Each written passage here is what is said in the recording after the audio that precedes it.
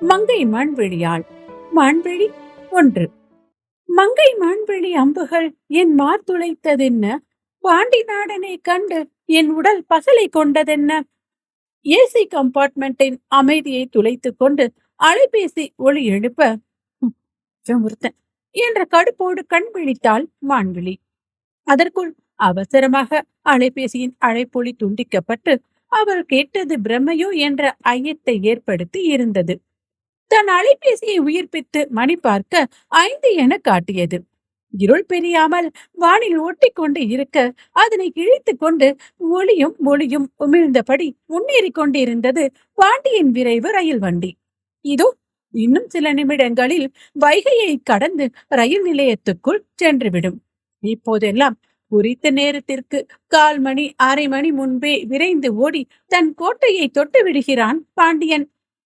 பாண்டி நாடனை கண்டு என் உடல் பசலை கொண்டதென்ன என பெண் குரல் பாடும் பாடல் வரிகளை நினைத்தவள் பாண்டி நாட்டுக்காரனை நினைச்சு மெலிந்து போனோமா, நினைப்புதான் என பல்லை கடித்தவள் பார்வை எதிர்பக்கம் இருந்த அப்பர் பெர்த்தை பார்க்க அது காலியாக இருந்தது. நீ எல்லாம் லீவுக்கு பாண்டி நாட்டுக்கு வந்துட்டு போற கெஸ்டுடா, நான் ஒரிஜினல் மதுரைக்காரி.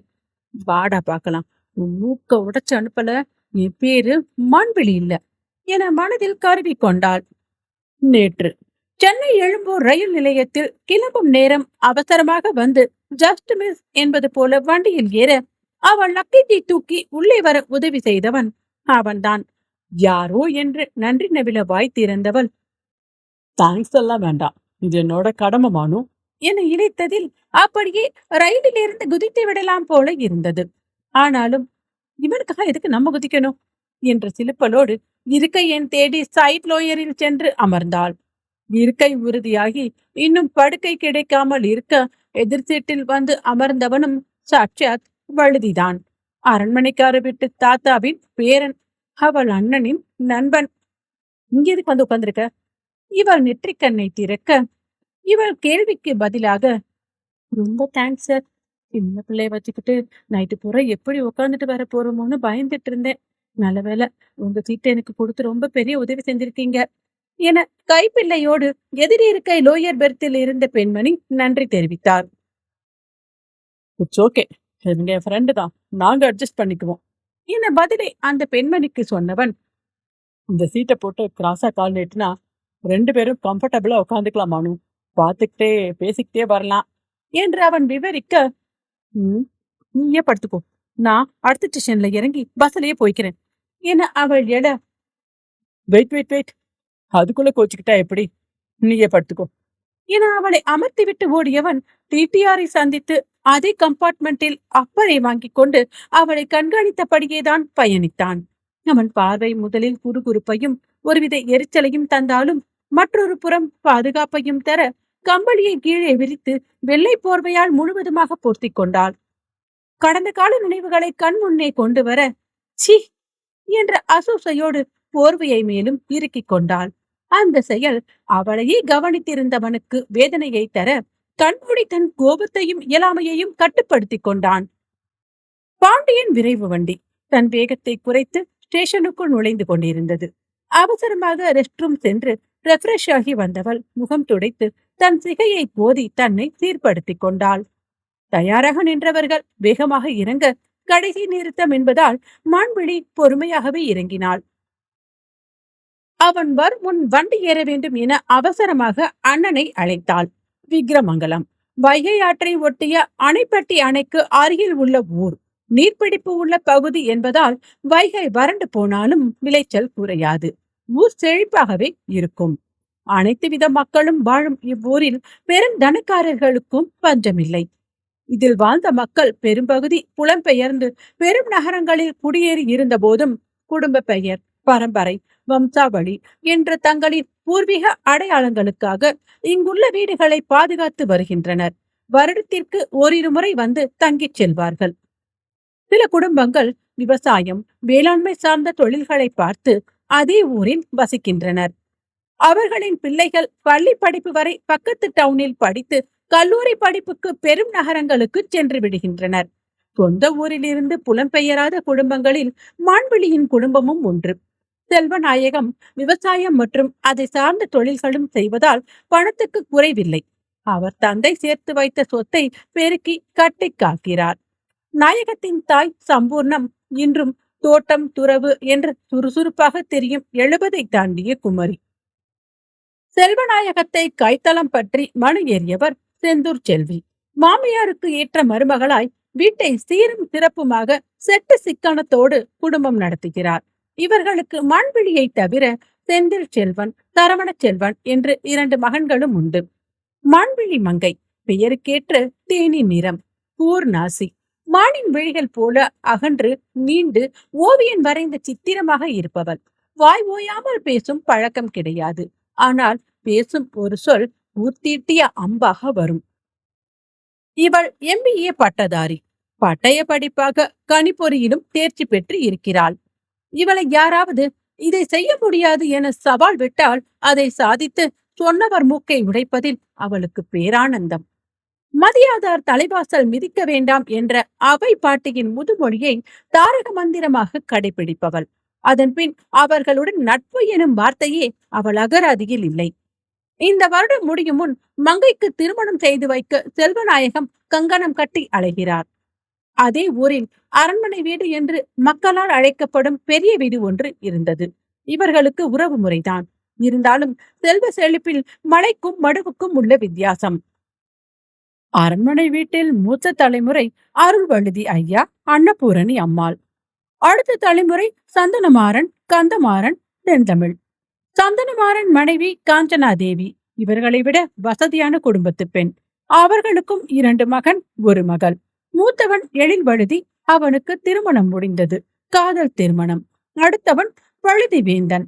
3வது அக்ஷரா தேவி. இவர்களில் வழுதிவேந்தனுக்கு பெண் தேடுகிறார்கள்.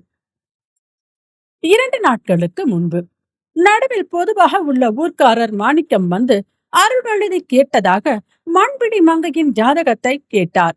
சம்பூர்ணம் அம்மாள், நீங்க சொல்றது சரிதான். அப்ப சொந்தம் விட்டு போக கூடாதுதான். போன தலைமுறையில அதை யோசிக்கவே இல்லையே. பெரிய தம்பிக்கு இந்த ஊர்ல இல்லாத பொண்ணா பெரிய இடத்துல இல்ல முடிச்சாக.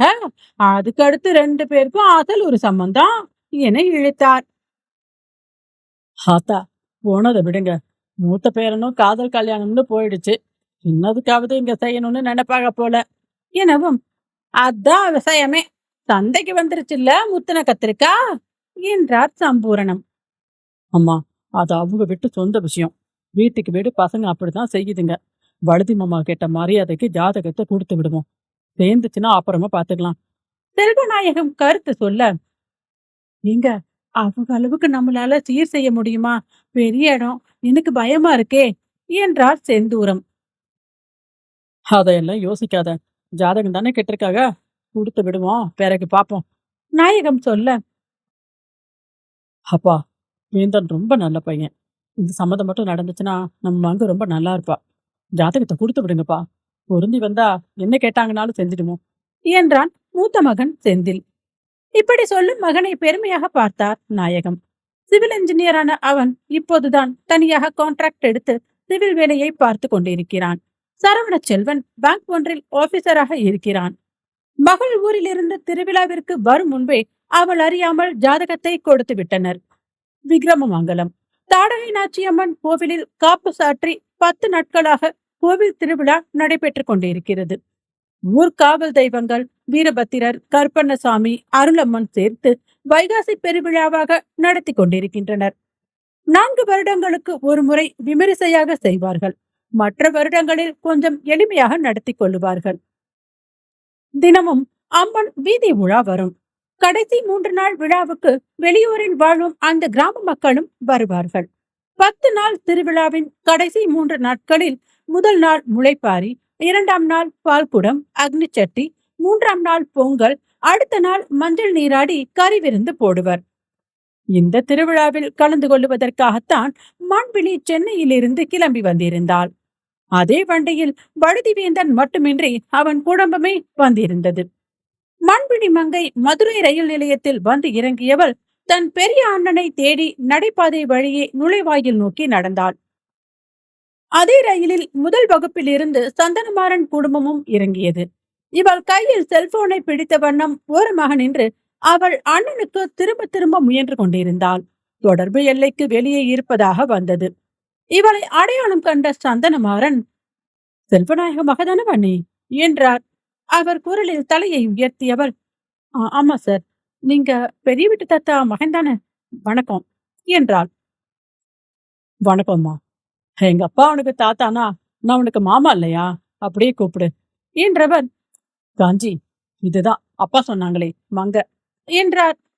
தெரியும், சின்ன பொண்ணா இருக்கும்போது பார்த்தது என்ற காஞ்சனா இவள் மொட்டையாக வணக்கம் மட்டும் சொல்ல அதை தலையசைப்போடு ஏற்றார். போகுது போ, இன்னைக்கு இவங்க புண்ணியத்துல மழை வரட்டும் என மனதில் நினைத்தாள் மங்கை. அவங்க பெரிய மகன் எழில் வழுதி, மருமக மதுவந்தி, இது என்னோட மக அச்சரா, அவரு சின்ன மகன் வழுதி வெந்தன் என அறிமுகம் செய்து வைத்தார். வந்துட்டான் ரோமியோ வேலை பாக்குறதுக்கு. மனதில் வருத்தெடுத்தவள் மையமாக தலையை ஆட்டினாள். அப்பா, நானும் என்னோட ஸ்கூல் ஜூனியர், அவ அண்ணன் சரவணனும் நானும் கிளாஸ்மேட், நடுவுல தாத்தா வீட்டுல இருந்து படிச்சனே, மறந்துட்டீங்களா என வழுதி மான்விழி எனக்கு பழக்கம்தான் என்பது போல காட்டிக்கொள்ள, தாயறியாத சூலா காஞ்சனா அமர்த்தலாக பார்த்து கொண்டிருந்தார். ஆமா ஆமா, மறந்துட்டே பாரு, உனக்கு அடையாளம் தெரியுதாமா என அவர் கரிசனையாக கேட்க, சின்ன வயசுல பார்த்திருப்பேன், சரியா ஞாபகம் இல்ல என்றாள் அவள். செம்ம பல்பு என தங்கை ரகசியமாக அவனை கிண்டல் அடிக்க, அதெல்லாம் தெரியும், வேணும்னு சரியாதுன்னு உருட்டா என்றான். எல்லோருமாக நடந்து நுழைவாயில் பகுதிக்கு வந்து சேர்ந்தனர். நீயும் எங்களோட வாமா, ஒரே ஊருக்கு தானே போறோம் என சந்தனமாறன் அழைக்க, கூட்டிட்டு போக அண்ணே வந்திருக்கும் மாமா என்றாள் மங்கை. இன்னும் சரியாக இருள் பிரியாமல் இருக்க அவளை தனியை விட அந்த குடும்பம் தயாராக இல்லை. கிராமத்திலிருந்து அவர்களின் டிரைவர் பெரிய வண்டியை எடுத்து வந்திருந்தார். மாறனை பார்த்து, வணக்கம் சின்னையா என நலம் விசாரித்து அவர் கையில் இருந்த பெட்டியை வாங்கி கொண்டார். மங்கை மொபைலில் விடாமல் டயல் செய்து அண்ணன் எடுக்காததால் அப்பாவிற்கு போன் போட்டாள். வந்துட்டியா கண்ணு என்றார் பாசமாக செல்வநாயகம். அப்பா, ஸ்டேஷன்ல இருக்கேன், அண்ணன் கிளம்பிடுச்சா என்று கேட்க, அப்பவே உன்னை கூப்பிட வந்தானே என பதட்டமானார். பதட்டமாகாதீங்கப்பா, நானே டாக்ஸி புடிச்சு வந்துடுவேன் என சத்தம் குறைத்து ஆனால் அழுத்தமாகவே பதில் தர, என்னம்மா என அவர் அந்த பக்கம் சின்ன மகனை அழைத்து கொண்டிருந்தார். அப்பா, நான் மேனேஜ் பண்ணிக்கிறேன் எனும் போதே, பாப்பா, அண்ணன் நடுவழியில காரு பஞ்சர் ஆகி நிக்கிறாரு, உங்ககிட்ட சொல்ல சொன்னாரு டிரைவர் ராமன். சரிங்க ஐயா, நீங்க தகவல் சொன்னதுக்கு ரொம்ப நன்றி என்றவள், அப்பா என தொலைபேசியில் அவரை சமாதானம் செய்து கொண்டே தன் பெட்டியை உருட்டியவாறு, இவர்கிட்ட சொல்லாமல போக முடியாதே என நினைத்து மாறன் திரும்புவதற்காக நின்றாள். வழுதிவேந்தன் இவளையே பார்த்து கொண்டே இருக்கவும் அனல் மேல் நின்றது போல அங்கிருந்து நகர துடித்தாள். ஆனால் அவன் அவள் பாதையை மறைத்து நின்றான். மாமா, கிளம்புறேன் எனவும், அண்ணன் வந்துட்டாரா என கேட்க அவள் பதில் சொல்லும் முன் ராமன் சொன்னார், இல்லைங்கய்யா, அந்த தம்பி நம்ம ஊர்கிட்டயே கார் பஞ்சராகி நிக்கிது என்றார்.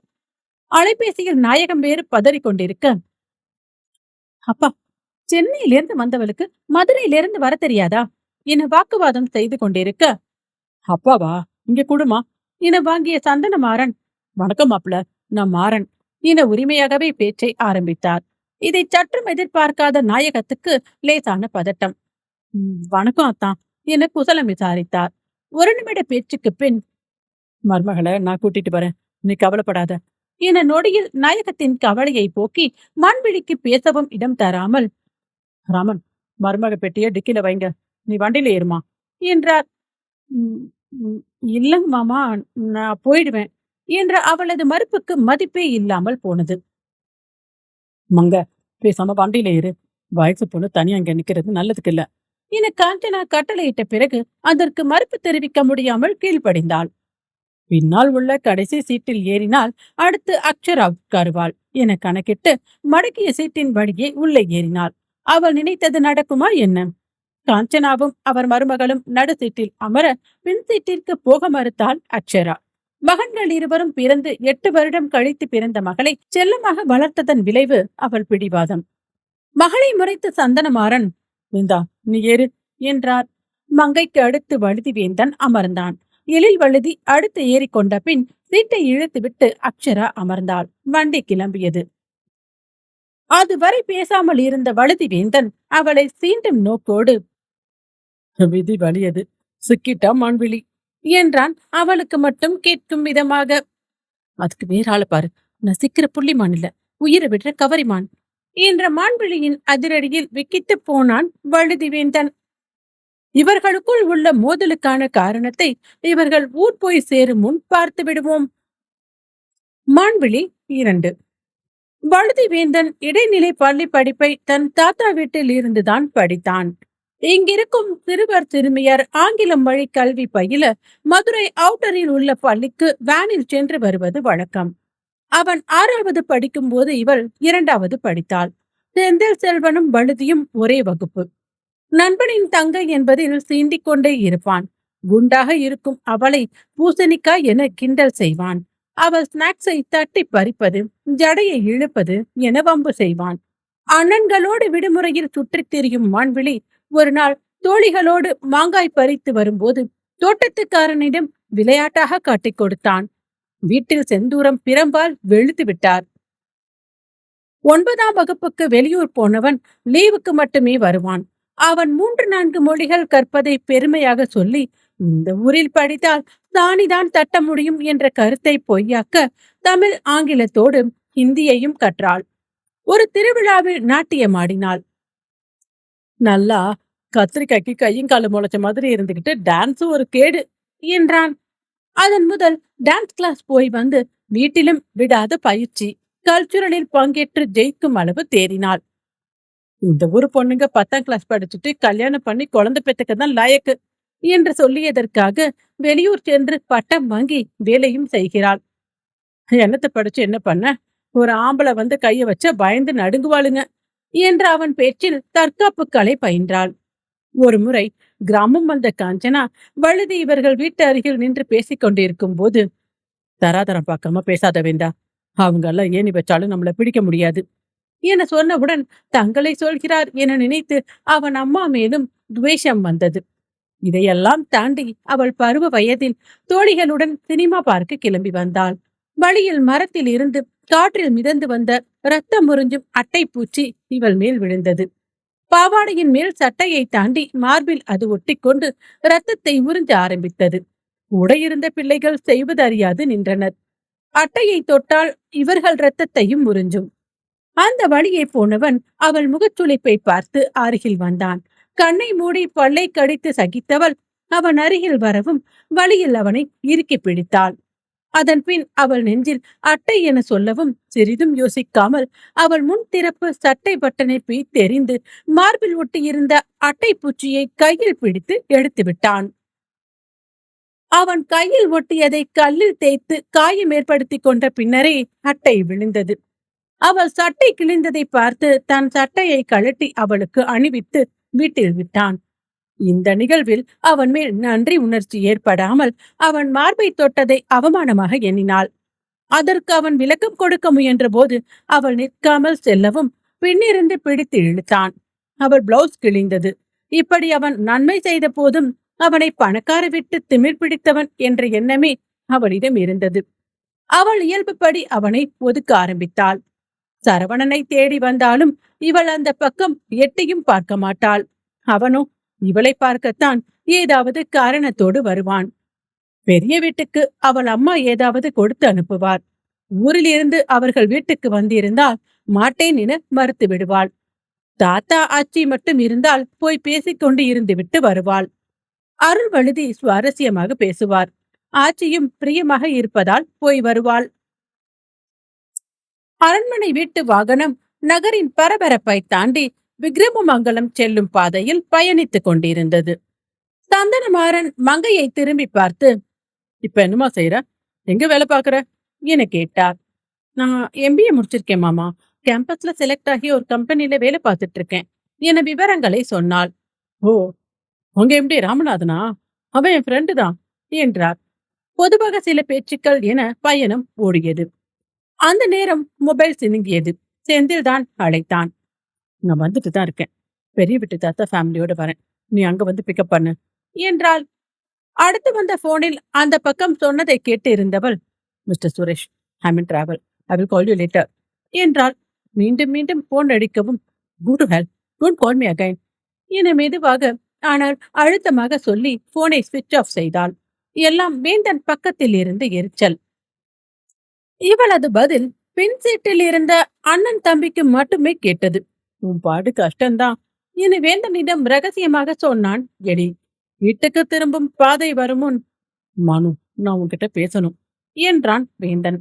அவனது மனு என்ற அழைப்பில் அதிர்ந்தவள், எனக்கு உங்ககிட்ட பேச எதுவுமே இல்ல என முகத்தை கடினமாக வைத்து சொன்னாள். பெரிய வீடு ஊரின் ஆரம்ப பகுதியில் இருந்தது. பெண்கள் இறங்கிக் கொண்டனர். அக்ஷரா சீட்டை இழுக்க முடியாமல் அல்லாடினாள். ஓட்டுநர் ராமன் வந்து எடுத்து விட்டார்.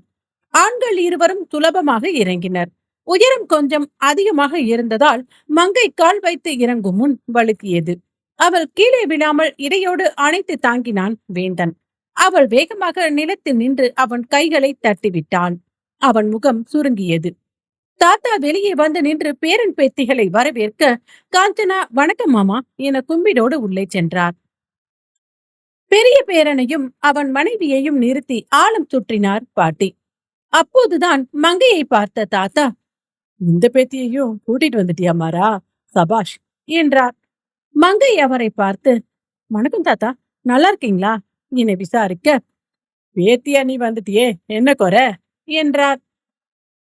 ஆமா தாத்தா, நான் மேஜிக் பவர் வச்சிருக்கேன். நான் காலடி வச்ச உடனே விக்ரம மங்கலமே செழிப்பா மாறிடும் என்றாள் சிரித்தபடி. உள்ளே வர அழைத்தார் அருள்வழுதி.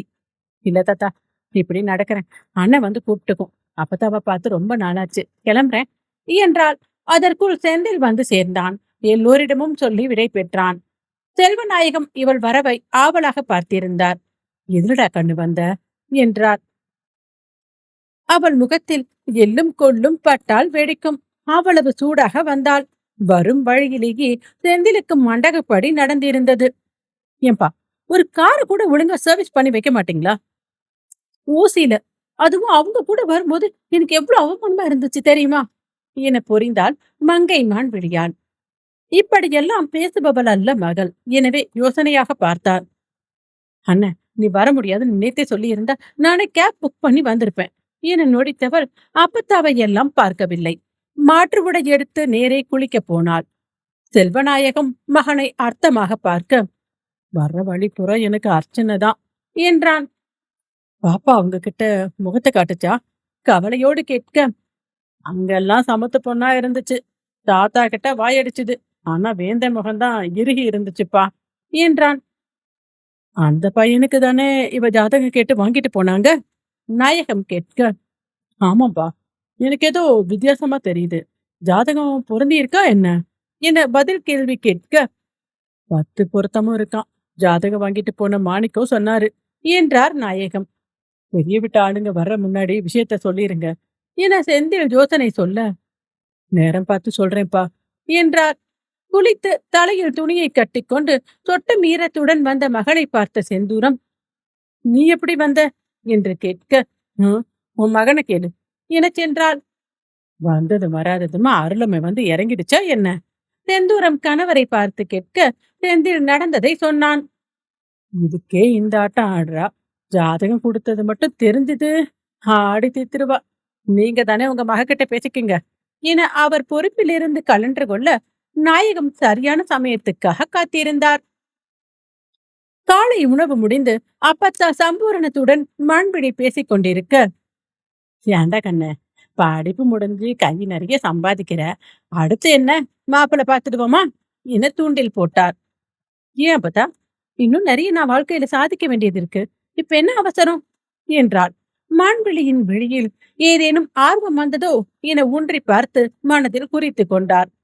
செல்வநாயகம், அம்மா மங்க, உனக்கு எப்படி மாப்பிள்ள வேணும்னு சொல்லு, தரகர்கிட்ட சொல்லி பார்க்க சொல்லுவோம் என ஆரம்பிக்க, அப்பா இப்ப என்ன அவசரம்பா, கொஞ்ச நாள் ஆகட்டும் என்றாள். அடிய மங்க, உன் வயசுல எனக்கு 2 பிள்ளைங்க, உன் அண்ணனுங்க 2 பேரும் பிறந்துட்டானுங்க, என்ன அவசரம்னு கேக்குற என்றார் செந்தூரம்.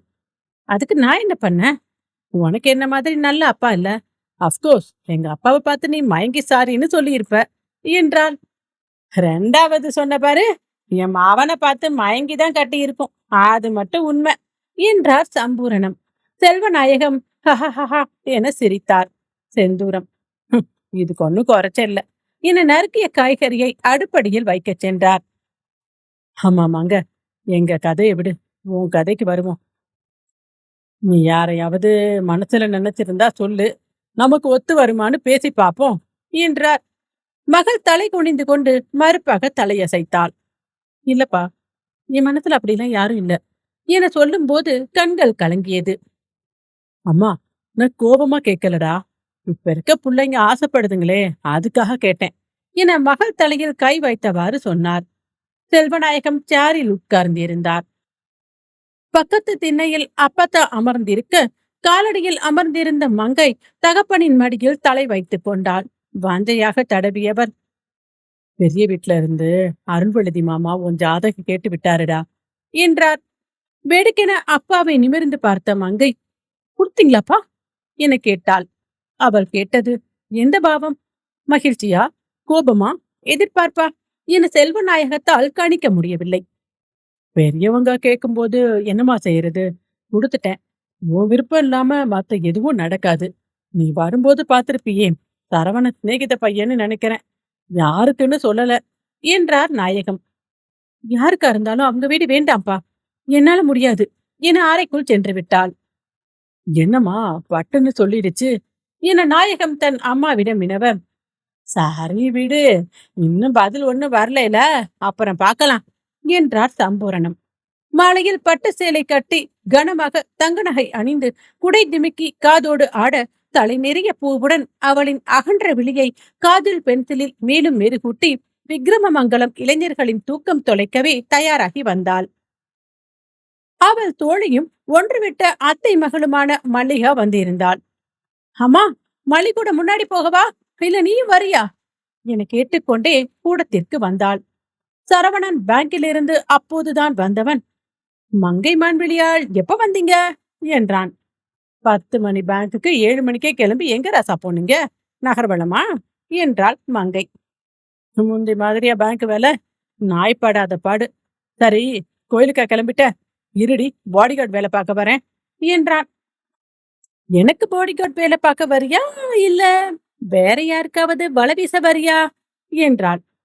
மனமா, உன் அளவுக்கு எவ்வளவு இங்க உருப்படி கிடையாது, நீ தனியா போகாத, அவ்வளவுதான் சொல்லுவேன் என்றான்.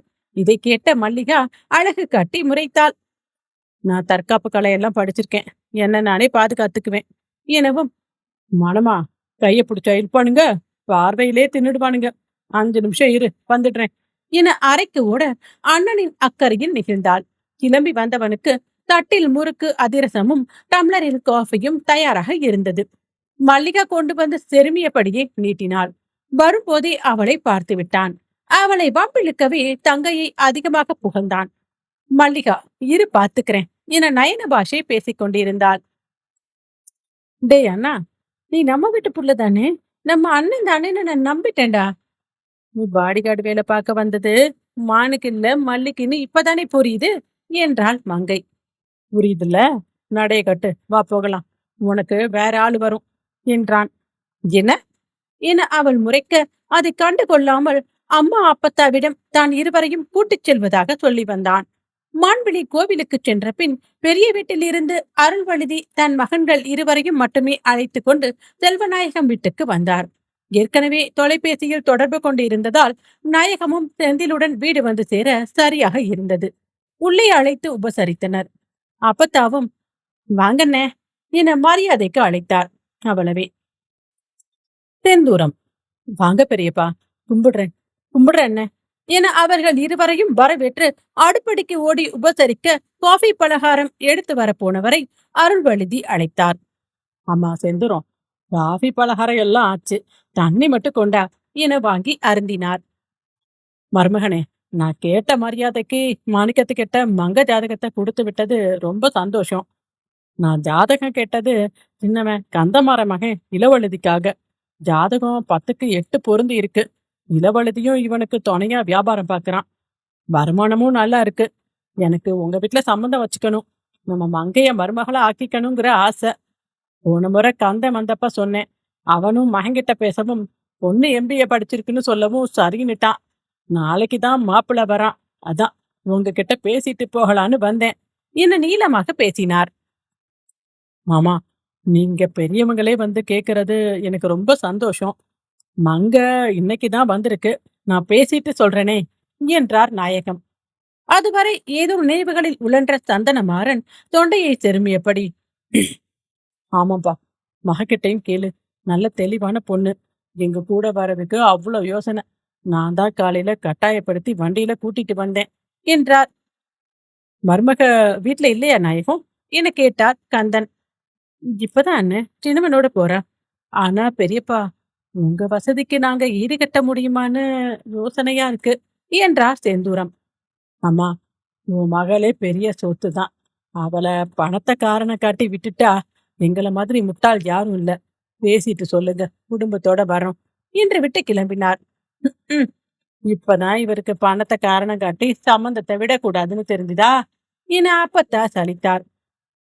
ஏன் அப்படி சொல்றீங்க என்றார் செந்தூரம். உன் மகளுக்கு வர சம்பந்தத்தை ஒன்னும் சொல்லல தாயி. ஏதோ போனதுகளை நினைச்சு புலம்புறேன். என்னால முடிஞ்சது அது மட்டும்தான் என குரல் கம்ம வந்த அழுகையை நல்ல நாள் அதுவுமாக அழக்கூடாது எனும் பிடிவாதத்தில் மனதுக்குள் புதைத்தார். அம்மா, நமக்கு வாச்சது அவ்வளவுதான். நீங்களோ மங்கையோ வேண்டான்னு சொன்னீங்கன்னா அதை மீற மாட்டேன். மறுத்து செய்தி சொல்லி அனுப்பிடுவோம் என்றார் நாயகம். அதற்குள் குழப்பமான செந்தில், என்னப்பா இவங்க வேந்தனுக்கு கேட்பாங்கன்னு பார்த்தா இலாவுக்கு கேட்கிறாங்க என்றான். சின்னவருக்கு பண்ணின இடம் வசதியில பெரியவரை விட கம்மிதான். அதனால அவர் சம்சாரமும் சரின்னு சொல்லி இருப்பாங்க என்ற நாயகம். அம்மா, இப்ப நான் என்ன செய்ய என கேட்டார். உன் மக வரட்டும், ராத்திரி எல்லாருமா உட்காந்து பேசுவோம். இப்ப கோயிலுக்கு போகலாம் என நால்வரும் கிளம்பினர். மான்விழி 3. தாடகை நாச்சியம்மன் அமர்ந்த திருக்கோலமாக பச்சை பட்டில் மூக்குத்தியோடு ஜொலித்தாள். கோபுரம் வழி உள்ளே சென்று பிரகாரம் தாண்டி கர்ப்ப கிரகத்துக்குள் சென்றனர். பெண்கள் இருவரையும் முன்னே விட்டு பின்னே அரணாக நின்றான் சரவணன். கோவிலில் கூட்டம் களை கட்டியது. முளைப்பாரி கிளம்ப தயாராக இருந்தது. இவர்கள் விட்டு முளைப்பாரியை தூக்கி ஊர் சுற்றி வர தெந்தூரம் ஆள் ஏற்பாடு செய்திருந்தார்.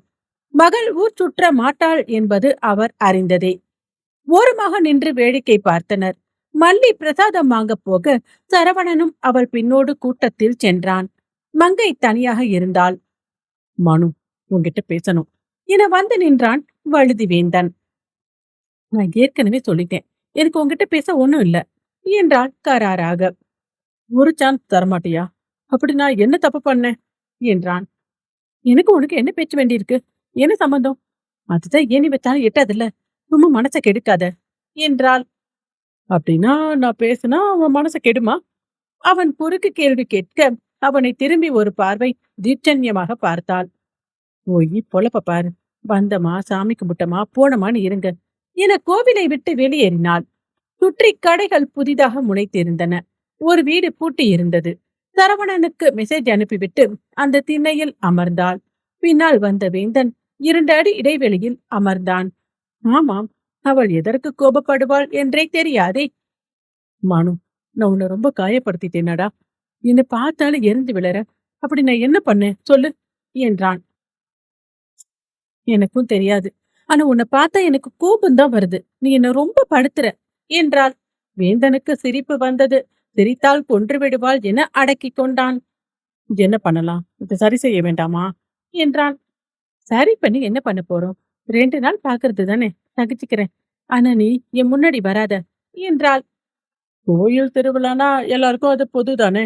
அதுக்குதான் ஊர்ல இருந்து வந்ததே. வராதனா எப்படி என்றான். ஆமா, இப்படிதான் சங்கடமான சூழ்நிலையில நிறுத்துவ. ஆமா, உங்க தாத்தா ஏன் ஜாதகத்தை வாங்கினாங்க? எனக்கு இது வேற புது தலைவலியா இருக்கு என்றாள். இந்த செய்தி அவனுக்கும் புதிது. அதிர்ந்தான். நிஜமாவே எங்க தாத்தா உன் ஜாதகத்தை வாங்கினாங்களா? எனக்கு அது தெரியாதே எனவும், அப்பா சொன்னாங்க, நான் முடியாதுன்னு சொல்லிட்டேன் என்றாள். ஏன் அப்படி சொன்ன? வேந்தன் ஆற்றாமையோடு கேட்க, எனக்கு உங்க வீட்டுக்கும் செட்டே ஆகாது. தாத்தா ஆச்சின்னா ஓகே. ஆனா நீங்க எல்லாம் உங்க அம்மா சொன்ன மாதிரி தராதரம் பாப்பீங்க. உங்க தராசு பணம் இருக்கிறது தானே தரோன்னு சொல்லும். பல நாள் மனதில் இருந்த வன்மத்தை வெளியேற்றினாள். எங்க அம்மா எப்ப சொன்னாங்க? எனக்கு ஞாபகம் இல்லையே. அவன் கேட்க, எனக்கு நீ சொன்ன எதுவுமே மறக்காது என்றாள் அழுத்தமாக. ஏன் அப்படி என்றான். ஏன்னா நீங்க பணக்கார திமிர காட்டுவீங்க. நான் எப்ப பணத்திமிர காட்டுனேன்? அவன் கேட்க, நீ செய்யற எல்லாமே அப்படிதான் என்றாள். ஒரு ரத்தத்தை அட்டை உறிஞ்சாம எடுத்து போட்டனே, அதுவுமா என கேட்க அவள் முகம் போன போக்கு சரியில்லை. நீ என்னை இம்ப்ரெஸ் பண்றதுக்காக இதை ஞாபகப்படுத்துற என முழங்கால் கட்டி கவிழ்ந்து தன்னை மறைத்து கொண்டாள். இதுதான் உன் பிரச்சனையா? இதுக்காக தான் என்னை வெறுக்கிறியா என்றான். அவள் மௌனமாக இருந்தாள். உன் கண்ணு முன்னாடி உனக்கு ரொம்ப பிடிச்சவங்க கஷ்டப்பட்டா அந்த கஷ்டத்தை போக்க முயற்சி பண்ண மாட்டியா என்றவன் தொடர்ந்து, அது ஒரு மெடிக்கல் எமர்ஜென்சி, அதுக்கு இவ்ளோ சென்சிட்டிவா இருக்க என கேட்டான். அவள் மௌனம் காத்தாள். நான் ஒன்னு சொல்லட்டா? அவள் பேசாமல் இருக்கவும் அதையே இசைவாக எடுத்து, உன்னை எனக்கு சின்ன பிள்ளையிலேருந்தே ரொம்ப பிடிக்கும். அழகா பப்ளி மாஸ் மாதிரி குண்டு கண்ணத்தோட பூசணிக்க மாதிரி இருப்ப. நீ ஸ்நாக்ஸ் சாப்பிடும்போது நீ சாப்பிட்றதுதான் ரொம்ப டேஸ்ட் போலன்னு தோணும். அவ்வளோ ருசிச்சு சாப்பிடுவேன். அதனால அதை புடுங்கி சாப்பிடுவேன் என அந்த நாள் அவளை நினைவில் நிறுத்தி மென்னகை செய்தான். அவனையே பார்த்திருந்த அவளுக்குத்தான் என்னமோ செய்தது. அதை மறைக்கும் விதமாக, கத்திரிக்காய்க்கு கை கால் முளைச்ச மாதிரி ஆடுறேன்னு ஒரு திருவிழா பண்ணி சொன்னல என்றாள். அவன் பல்வரிசை தெரிய சிரித்தான். அப்ப நீ அப்படிதான் இருந்த, உண்மையதான் சொன்னேன். ஆனா அதுக்கப்புறம் டான்ஸ் கிளாஸ் எல்லாம் போனியாம், காலேஜ் கல்ச்சுரல்ஸ்ல எல்லாம் பிரைஸ் வாங்கினியாம். என் வார்த்தைக்கு அவ்வளவு பவரா என்றான். அவன் கேட்கவும் தான் அவளுக்கும் புரிந்தது. இவன் வார்த்தைக்கு ஏன் இவ்வளவு முக்கியத்துவம் கொடுத்தோம் என யோசித்தாள். அவள் பார்வையில் யோசனையாக பார்த்தவன் தொடக்கு போட்டு கூப்பிட்டான். அவள் என திரும்பவும் அந்த கண்களில் தானே விழுந்து விடுவோமோ என ஸ்தம்பித்து நின்றான். இவள் அவனை தொடக்கிட்டு கூப்பிட்டாள். எங்க காணாம போன? அவள் கேட்க, இனிமே என்ன பார்க்கும்போது கோபப்பட மாட்டியே? நான் கோபமா பார்த்தா உனக்கு என்ன? அதே வெட்டும் கேள்வி. மங்கை மான்விழி அம்புகள் மார்த்துளைக்கலாம், இப்படி கோபமா இல்ல. கொஞ்ச நேரம் முன்னாடி பாத்தியே அப்படி என்றான். எங்க அண்ணன் பாடி கார்டா வரேன்னு சொன்னது சரிதான்.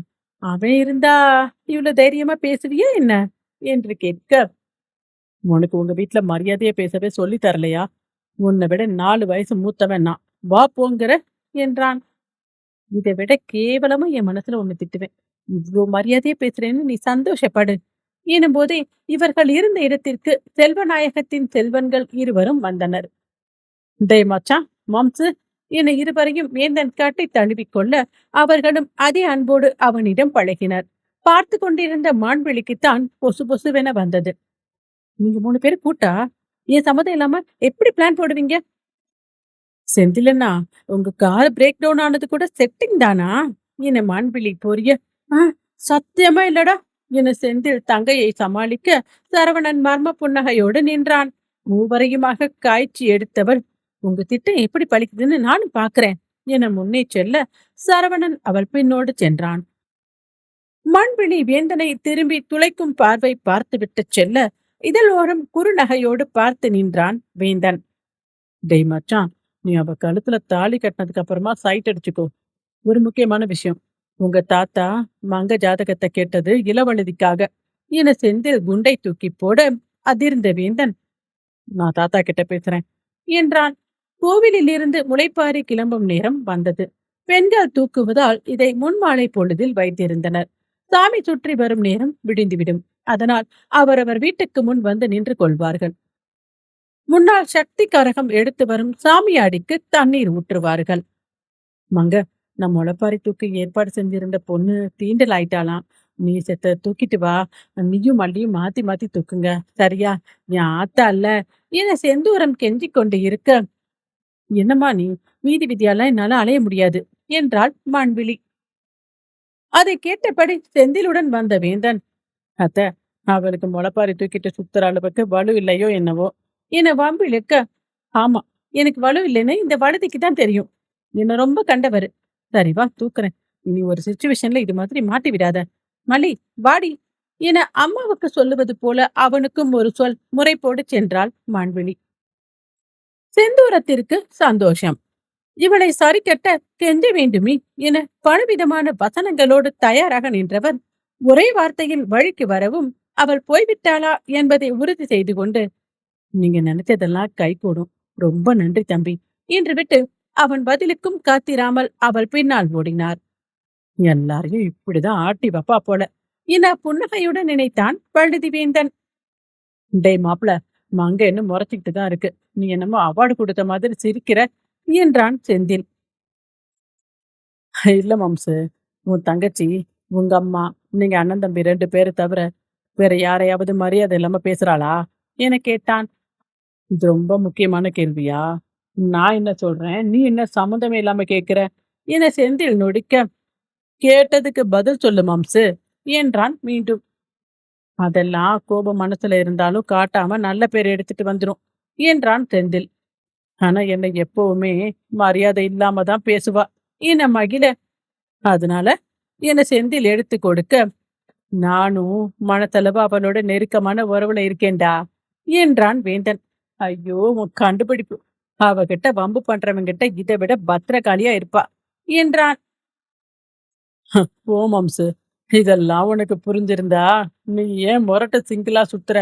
இதே உன் தம்பிய பாரு, அத்தை மகளை கரெக்ட் பண்ணிட்டு பாடிகார்டு வேலைய பாக்குறான் என காண்பித்தான். இவன் சொல்லுவதிலும் பாயிண்ட் இருக்கோ என யோசித்தான் அந்த முரட்டு சிங்கிள். வேந்தன் பேச்சோடு பேச்சாக யார் கவனத்தையும் கவராத வண்ணம் மான்விழிக்கு பக்கத்தில் முளைப்பாரி குழுவோடு சென்றான். சில வீட்டின் முன்னே கூல்ட்ரிங்க்ஸ் வழங்கப்பட்டன. அவளுக்கு பிடித்த பிளேவராக பார்த்து அவளுக்கு புகட்டினான். முளைப்பாரியை அவன் பிடித்து கொண்டு அவளை குடிக்கச் சொன்னான். உயர்த்தி பிடித்திருந்த கைக்கு அது சுகமாக இருந்தது. முன்னால் தான் இந்த கஷ்டமும் ஓட பொறுக்கி என அவன் மட்டும் அறியும் வண்ணம் திட்டினாள். நம்ம நாயகன் கௌரவ டாக்டர் பட்டம் கிடைத்தது போல சந்தோஷமானான். அதன் பிறகு பாதி தூரத்தில் முளைப்பாரியை மல்லியிடம் மாற்றிவிட்டாள். சரவணன் அவள் பின்னால் ஓட இவள் பின் தங்கினாள். மனு, கைவலிக்குதா என்றான் கரிசனையாக. ஆமா, மத்தவங்க எல்லாம் கிராமத்திலே இருக்கிறவங்க, பழக்கம் இருக்கும். எனக்கு பழக்கமே இல்லாத வேலையில மாட்டி விட்டுட்டல என நொடிக்க, சரி விடு, அந்த கூட்டத்துல நீ மட்டும்தான் எடுப்பா தெரிஞ்ச என்றான். ஆமா, காமராக்காரனும் காதல் வந்தவனும் ஒண்ணும்பாங்க, உனக்கு அப்படித்தான் தெரியும் எனவும், நான் ஒன்னும் மஞ்சளா இருக்குன்னு சொல்லலையே, அப்ப காமாலா இல்லல்ல, அப்ப இது காதலோ? யார் மேல என கேட்டான். உங்க அப்பத்தா மேல, போய் சொல்லு என அங்கிருந்து வேகமாக நடந்தாள்.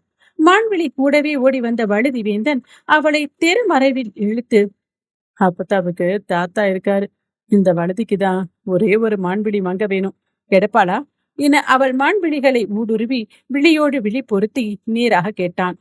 எதுக்கு? உங்க வீட்டு ஆம்பளைய நினைச்சு எங்க அத்தை மாதிரி மாரடைப்பு வந்து உயிரை விடவா?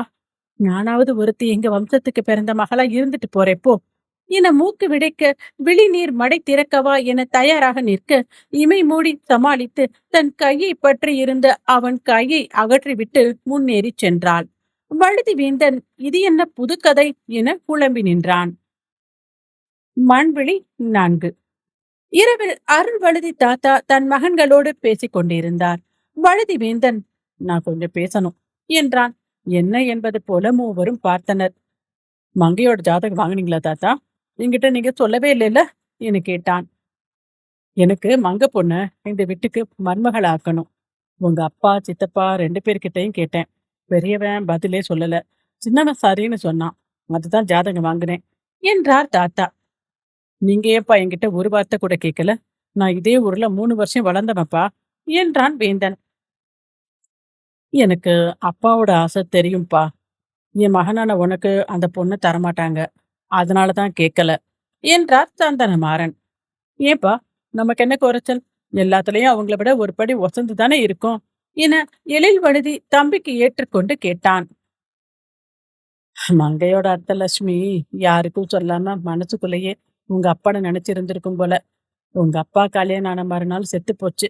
லட்சுமி சத்தமா பேசி கூட யாரும் கேட்டிருக்க மாட்டாங்க. அதுக்கு பிராஜித்தம் பண்ணதான் நான் மங்கைய கேட்டது என்றார் தாத்தா. ஏன் தாத்தா, தான் உயிரை தானே மாச்சிக்கிட்டாங்களா என கேட்டான் வேந்தன். அதுக்கெல்லாம் லட்சுமிக்கு தைரியம் கிடையாது. மாரடைப்பு, ஆரோக்கியமான பொண்ணுக்கு எப்படி வரும்னு எல்லாருக்கும் ஆச்சரியம். அது பெட்டியை பார்த்தப்பதான் விஷயமே தெரிஞ்சிச்சு. என்றார் அருள்வழுதி கண்கள் கலங்கியபடி. அப்பா, லக்ஷ்மி நினைச்சது எனக்கே தெரியாது. உங்களுக்கு எப்படிப்பா தெரியும்? நீங்க எப்படி பொறுப்பாவீங்க என்றார் சந்தனமாறன். அப்புறம் ஏன்பா நீ உன் மகளுக்கு அது பேரை வச்சிருக்க என கேட்டார் அருள்வழுதி. அப்பா, நான் லக்ஷ்மிய சரியா பார்த்தது கூட இல்ல என்றார் மாறன். வேந்தன் வியப்பாக பார்த்தான். கந்தமாறன் பதில் சொன்னார். அவங்க முழு பேரு அக்ஷரலட்சுமி. கடவுள் மேல வைக்க வேண்டிய அன்ப மனுஷி மேல வைக்க கூடாது. அத சொல்லவும் இல்லைன்னா எப்படி தெரியும் என்றார். சந்தனமாறன் மனதில் பாரம் ஏறியது போல இருந்தார். பொண்ணு கேட்டுட்டு வந்திருக்கோம், இன்னும் பதில் வரல. சம்பூர்ணம் அநேகமா ஒத்துக்காது என்றார் தாத்தா. தாத்தா, எனக்கு மான்விழி வேணும். இலாக்கு அவளை பத்தி என்ன தெரியும்? என்கிட்ட கேளுங்க, நான் சொல்லுவேன் என்ற வழுதி வேந்தனை அதிசயமாக பார்த்தனர். வரலாறு திரும்புகிறதோ என்ற யோசனையோடு. எனக்கு லட்சுமி அம்மா மாதிரி உயிரை விடுற அளவுக்கு வலிமையெல்லாம் இல்ல. ஆனா அதுக்கப்புறம் எனக்கு கல்யாணம்னு யாரும் பேசக்கூடாது என அங்கிருந்து போய்விட்டான். இரவு உணவுக்கு பின் செல்வநாயகம் மகளை உட்கார வைத்து அருள்வழுதி வந்ததையும் கந்தமாறன் மகன் இளவழுதிக்கு பெண் கேட்பதாகவும் சொன்னார். வேண்டாப்பா, நீங்க எதுவுமே சொல்லிடாதீங்க, அவங்களே புரிஞ்சுக்கிட்டு வரமாட்டாங்க என்றாள். அவங்க வர வேண்டாம், சரி, வேற யார வர சொல்லணும்னு சொல்லு என்றார் நாயகம். அப்பா, எனக்கே என்ன புரியலப்பா, எது வேணும்னு எனக்கு தெரியல, கொஞ்சம் டைம் கொடுங்கப்பா பிளீஸ் என்றாள்.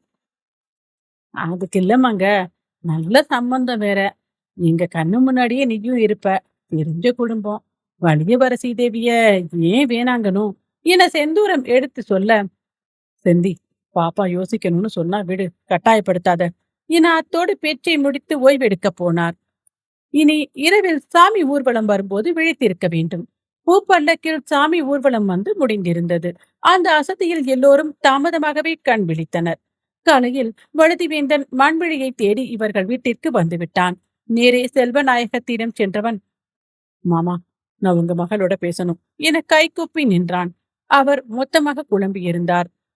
தம்பி, மங்க யோசிக்க அவகாசம் கேக்குது, கொஞ்சம் ஆற போடுவோமே என்றார். மாமா, நான் உங்களை மாமான்னு உரிமையா கூப்பிடணும், அதுக்கு நான் அவளோட பேசணும், நீங்க என்ன நம்பலாம் எனவும் செந்தில், அப்பா, அவன் போகட்ட விடுங்க, அப்பதான் ஒரு முடிவு வரும் என்றான். சம்பூரணம் அவன் பேசியதை எல்லாம் கேட்டு மௌனமாக அமர்ந்திருந்தார். அவரிடம் வந்தவன், ஆச்சி, உங்க மக வைத்த பேரனா நினைச்சு எனக்கு ஆசீர்வாதம் பண்ணுங்க என அவர் காலில் விழுந்தான். சம்பூர்ணம் திகைத்து போனார். கண் கலங்கியது. நல்லா இருயா, உன் மனசுக்கு பிடிச்ச பொண்ணை கட்டிக்கிட்டு நல்லா இரு என வாழ்த்தினார். அதுக்குதான் ஆச்சி உங்க பேத்திய பார்க்க போறேன், உங்க ஆசீர்வாதம் இருக்குதுல்ல, கிடைச்சிடும் என நம்பிக்கை தெரிவிக்க, அவ்வளவு நம்பிக்கையா? அவ என்ன மாதிரி 10 பங்கு என்றார். வழிநெடுக கோவிலில் தேங்காய் உடைப்பது போல அனுமதி வாங்கி அம்மன் கர்ப்ப கிரகத்தை வந்தடைந்தான். கதவு திறந்திருக்கவும் உள்ளே நுழைந்தான். காஃபி குடித்துக் கொண்டிருந்தாள் மான்விழி. மானு, நான் உன்கிட்ட பேசணும் என்றான். எதிர்பாராமல் வந்தவனை விழிவிரித்து அதிசயமாக பார்த்தவள், உனக்கு வேற டைலாக்கே தெரியாதா? ஆனா நீ இப்படி கேட்டாலே ஏதோ வில்லங்கோன்னு அர்த்தம். ஆமா, சுவரேறி குதிச்சு வந்தியா என்றாள் இலக்காரமாக. அங்கிருந்த சேரில் தோரணையாக உட்கார்ந்தான். அவனை விட தோரணையாக பார்த்த மான்விழி, தோர பொண்ணு பார்க்க வந்த மாதிரி தோரணையா இருக்கீங்க என கேட்டாள். அப்படிதான் வச்சுக்கோ, ஏன் முறையா அனுமதியோட வந்திருக்கேன், பொண்ண மேக்கப் இல்லாம பாக்கணுமாமே, அதுக்குதான் என்றான். யாருக்கு? உன் அண்ணனுக்கு பார்க்க வந்தியா? அண்ணிங்கிற மரியாதை வேண்டாம். வேண்டுமென்றே கேட்க, அப்ப எங்க வீட்டுக்கு மருமகளா வரது உறுதின்னு சொல்லு என மடக்க, மங்கைக்கு வாயடைத்து போனது. இருந்தாலும் ஒத்துக்கொண்டால் மங்கை அல்லவே. வசதியான இடம் கேட்ட உடனே கொடுத்திருப்பாங்கிற இருமாப்பு என்றான் கேள்வியாக. மான்விழியால் அப்படி சுலபமா ஒத்துக்க மாட்டான்னு எனக்கு தெரியாதா? எனக்கு மனைவியா என்னோட வாழ்க்கை துணைய வந்துருமானு என்றான் வேந்தன். அவன் நேராக கேட்பான் என்பதை எதிர்பார்க்காதவள், எதுக்கு, என ஜெயிச்சிட்டேன்னு காட்டவா என்றாள். ஒரு கால் மடக்கி முட்டி போட்டு நின்று அவள் கையை பற்றியவன், என் மனசுக்கு பிடிச்சவ கிட்ட சரணாகதி, இதுல எனக்கு எந்த அவமானமும் இல்ல என்றான். ஒரு நிமிடம் கண்ணை மூடியவள், இது என்ன இப்படி பொசுக்குன்னு சொல்லிட்ட? இது வரைக்கும் உன்னை பார்த்து எனக்கு கோபம்தான் வந்துச்சு. நேத்து நீ பேசுனதுல உன்னை பார்த்து பேசுறேன். சராசரி நட்பு கூட இல்ல, நான் எப்படி உன்னை கல்யாணம் பண்ணிக்க முடியும் என்றாள்.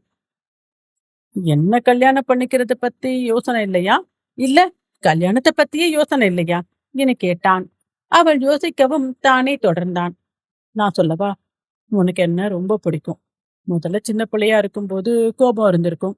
அதுக்கப்புறம் என்னோட வார்த்தை உன்னை ஏன் பாதிச்சுது? என்னோட எதிர்பார்ப்புக்கு நீ ஏன் மாறின? இதெல்லாம் நீ என் மேல வச்சிருந்த அன்பு. அட்டை உறிஞ்சினதை தூக்கி போடும் போதே நீ என்னவாள் ஆயிட்ட. ஆனா சொல்ல முடியாதே. ஏற்கனவே நம்ம குடும்பங்கள்ல நடந்த விஷயம். நாங்க பணக்காரங்க, அதனால சம்மந்தம் நடக்காதுங்கிற பிரம்ம. நான் கிடைக்க மாட்டேங்கிறதுனாலயே என் மேல ஆசையை வளர்க்க கூடாதுங்கிற பாலப்பாடம் மாதிரி உன் மனசுல பதிஞ்சுது. அதனால வெறுக்க ஆரம்பிச்ச. சரியா யோசிச்சு பாரு என்றவன். மானு, நான் ஒண்ணு செஞ்சா தப்பா எடுத்துக்க மாட்டேங்க. நம்ம உறவை உணர வைக்கிற முயற்சி என நீளமாக பேசினான். அவள் அவனையே பார்த்திருக்க அவளை இறுக்கி அணைத்து நெற்றியில் முத்தமிட்டான். ஐ லவ் யூ மானு, உனக்காகவே காத்திருப்பேன்.